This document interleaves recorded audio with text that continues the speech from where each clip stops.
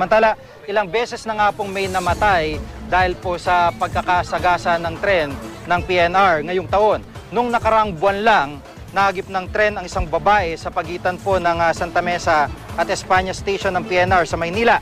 Namimitas noon ang biktima ng talbos ng kamote sa tabi ng riles. Noong Hunyo naman, 5 patay at 8 sugatan matapos araruhin ng tren ang isang overloaded na tricycle sa Iriga sa Camarines Sur. Kabilang sa mga namatay ang isang guro at ilan pong estudyante. Mayo naman ang masagasaan ng isang Toyota Innova ng tren ng PNR sa Candelaria, Quezon. 3 po ang patay dyan at 9 ang sugatan. 2 train accident naman naganap sa Laguna nitong nakarang Abril. Sa Kabuyaw, isang lalaking na ininalang lasing ang namatay matapos masagasaan ng tren na biyaheng Albay. Wala pang 1 linggo matapos ang insidente, may na-aksidente ng lalaki sa riles po sa Los Baños, Laguna.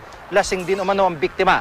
At noong Marso, patay ang isang school directress at ang kanyang anak matapos mahagip ng tren sa may Calamba, Laguna. Sa tala po ng GMA News Research ay 19 nang namatay dahil sa mga aksidente sa riles mula Enero hanggang Setyembre ng taong ito. Paulit-ulit na ginigit po ng PNR na ginagawa nilang lahat upang matiyak na ligtas ang kanilang mga riles. Pero kung minsan po, pasaway raw talaga ang ilang motorista at ilang residente. Kaya po paalala nila ay sumunod sa safety warnings at maging alerto sa mga paparating na tren.